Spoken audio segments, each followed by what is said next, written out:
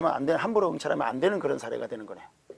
그래서 이 사건은 끝내는 예고 등기 결과에 영향해서 근거 없이 근저당권에 의해서 경매가 진행됐기 때문에 정지하고 각하가 되었습니다. 뭐 이렇게 생각하시면 되겠습니다.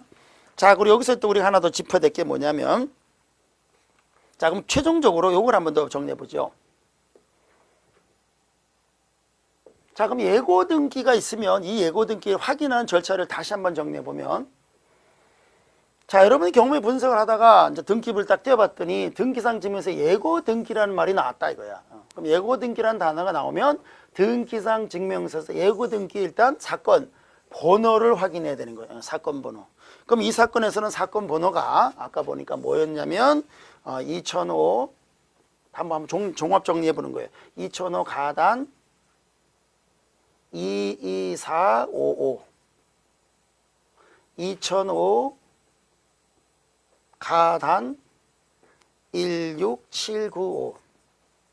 근데 이 사건은 결론적으로 같은 사건이고 같은 대상자이기 때문에 이제 병합해서 이제 소송이 된 건데, 요거는 소유권 말소 예고 등기고, 소유권 말소 예고 등기고, 그리고 요거는 근저당권 말소 예고 등기, 그리고 앞에 저 지상권 함께 해가지고 사건 번호는 3개였는데 결론적으로는 요거는 요거하고 같은 사건이라고 보시면 돼요. 자, 그래서 사건 번호는 다 확인했습니다. 사건 번호는 확인이 됐고, 사건 번호가 이거 말고 하나 더 있었었죠.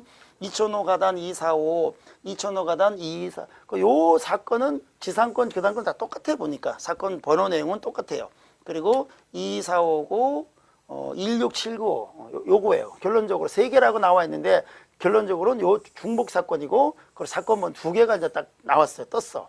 자, 그럼 요걸 가지고 나의 사건 검색 안에 가서 이제 나의 사건 검색에 가서 결과를 확인해야 돼요. 자, 그럼 아까 대법원 홈페이지에 가서 대국민 서비스를 클릭, 그리고 대국민 서비스를 클릭하면 정보창이 나오고, 정보에서 사건 검색을 또 클릭, 그리고 나의 사건 검색 칸에서 이제 거기다가 법원명을 이제 등기부에 있는 사건 번호 법원명 거기다 넣어야 되는 거예요. 그럼 법원명이 뭐였었냐면 수원지방법원이다. 아까 채워 넣었었죠? 수원지방법원.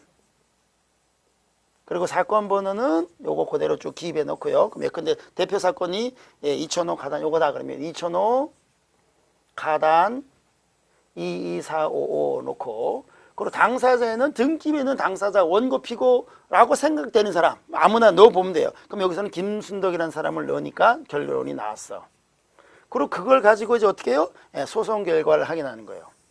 결과 했더니 창이 떴죠. 1심에서 원고 패소, 2심에서 원고 패소인데 3심 대법원에서 화해공개적 원고가 승소되는 걸로 끝났다. 이렇게 된 거예요. 자, 그러니까 요거는 예고 등기가 기입이 돼 있는데 예고 등기가 소송 진행 중에 결과가 이제 나온 거예요. 그러니까 이 경매에 영향을 미쳐버려 가지고 정지하고 각하돼 가지고 이제 경매가 이제 종료된 그런 사건이다. 그래. 자, 그럼 앞으로 이제 예고 등기 나오면 요 분석 원리에서 쭉 최종 결과를 확인해 가지고 이 예고 등기 결과가 경매에 영향을 미칠 것인가 아닌 것인가를 잘 분석을 해 보시면 돼요. 여기는 경매에 영향을 미친 거예요. 그러니까 이런 거는 딱 보고 소송 결과 지금 그때 당시 1심밖에 안 됐으니까 함부로 들어가면 안 돼요. 이 끝나는데 시간이 오래 걸리고, 그리고 만약에 낙찰받았다가 이 끝날 때가 돈이 묶일 수 있고, 그러니까 가능하면 함부로 응찰하지 않는 게 좋은 거예요. 그래서 이거는 결과가 이제 아직 진행 중이었고 소송 결과를 확인할 수 없기 때문에, 또는 어떤 분은 1심에서 이 사람이 패소됐으니까 2심에서 당연히 뭐 패소될 거고 그럼 끝났겠네 이렇게 생각하시면 안 된다는 거예요. 그렇게 생각 안 되고 3심까지 완전히 이제 상수가 다 끝나가지고 확정되기 전까지는 가능하면 손대지 않는 게 좋겠다 이겁니다. 자, 뭐 그 정도로 체크하고요. 그 다음에 또 여러분이 여기서 이제 하나 우리가 짚어봐야 되는 게 뭐냐면 나무인데요, 나무. 여러분들 경매하다 보면 여기에 뭐가 있냐면, 뭐라고 돼 있냐면 포도나무 캠벨 약 8년에서 10년생 약 300주가 있다. 그러니까 이게 송산이니까, 화성군 송산면 송산포도가 유명하잖아요. 송산포도가 아주 맛있는데 이 송산포도, 그러니까 역시 포도밭이었고 포도나무 캠벨 약 8년 10년 된 나무 300주가 식재되어 있다 이런 얘기예요. 그러면 여러분 이제 낙찰받던 토지에 나무가 있을 건데 이 나무를 도대체 낙찰자의 것인가 아니면 원래 소유자의 것인가 채무자의 것, 이게 이제 좀 분석하기가 이제 어려울 수가 있을 수 있다는 거예요. 자, 그러면 나무는 이렇게 생각하시면 돼요. 나무는 세 가지다. 나무는 세 가지. 수목은 첫 번째, 일단 토지 일부에 불과한 거예요.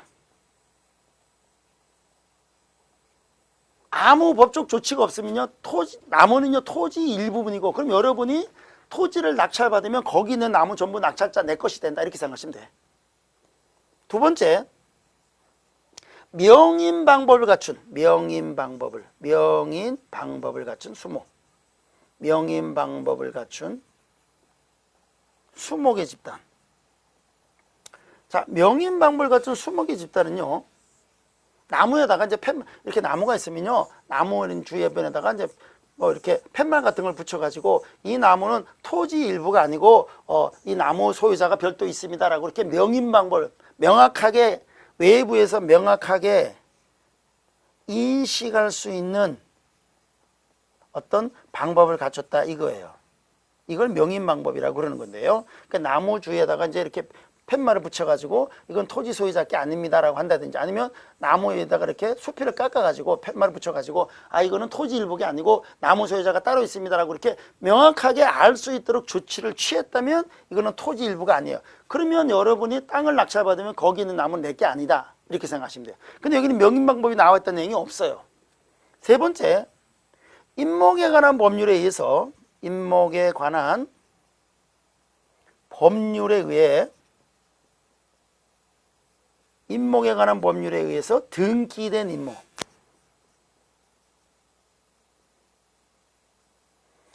임목에 관한 법률에 의해서 등기된 나무는요, 토지 일부가 아닌 거예요. 토지하고 별도의 부동산이 되는 거예요, 이제 나무는. 근데 여기는 등기부에도 보면 임목이 등기됐다는 내용이 없어요, 보니까. 그러면 이거는 토지 일부에 불과한 거다. 그러면 여러분이 낙찰을 받으면 캠벨 포도나무 300개가 내 거다. 그럼 토지도 낙찰받고 포도 시컷 먹게 되었다, 이런 얘기예요. 자, 그리고 다행히도 여기는요, 감정평가서에 보니까요, 이 나무에 대한 수목에 대한 평가 금액이 매각에 포함이 돼 있어요, 감정평가서에 보면. 자, 그래서 감정평가서 아주 자세히 잘 읽어보셔야 돼요. 여기 보시면 요 사건인데요, 수완지법 이제 김순덕 소유 물건 해가지고 보니까 토지 있고 건물 있고 제시외 건물 있고 제시외 수목 해가지고 여기 나오네. 300주 나무가 있고요, 그리고 포함이 돼 있어요. 1200만 원치가 평가돼 있어요. 그러면 낙찰 받으면 그 전부가 여러분 것이 된다, 그런 얘기예요. 그리고 여기에 감정평가에 포함이 안 됐더라도 어차피 토지 일부예요. 그럼 낙찰자의 것이다, 이렇게 생각하시면 돼요. 근데 가격을 이미 다 정해놨어. 그리고 이제 낙찰자의 것입니다 라고 했습니다. 자, 그리고 여기서 또 하나, 제시외라는 말이 나오네. 이 제시외라는 건 뭐냐면요, 제시외라는 것은 공부상에 나오지 않는 거예요. 공부상에 등재되지 않은 부동산, 이거를 제시외라고 한다 그래요. 공부상에 등재되지 않은 거. 그러니까 건축물 대자는지 뭐 등기부 같은데 등재되지 않은 부동산을 갖다가 제시외 건물이라고 한다, 이런 거. 제시외 건물이에요, 제시외. 그러면 제시외란 말이 나오면요, 이게 제시외면 입찰 포함인지 입찰 제외인지를 또 생각하셔야 돼요. 제시외란 말이 나오면 입찰 포함인지, 입찰에 포함이 되는 건지, 입찰에서 제외되는지를 확인하셔야 돼요. 제시외란 말이 나오면. 그럼 여기에는 제시외 보니까 제시외인데 공부에 나오지 않는 건물인데 입찰에 포함시켰고 감정가에 포함됐으니까, 역시 제시외 나무도 역시 감정가에 포함이 됐으니까 입찰 제외가 아니고 입찰 포함입니다. 그러면 전부 낙찰받은 이게 전부 내게 되는구나, 이렇게 생각하시고 응찰하시면 되겠습니다. 자, 그래서 이제 예고 등기에 대한 기본적 내용을 쭉 정리를 이렇게 마치도록 하겠습니다. 자, 그래서 이제 이렇게 예고 등기 분석하는 걸 보고 다음 사례를 또 보면서 예고 등기에 대해서 빠르게 접근하고 분석하는 원리를 좀 정리하도록 하겠습니다. 자, 여기까지 하고요. 10분간 쉬었다 나머지 내용 보도록 하겠습니다. 자, 수고하셨습니다.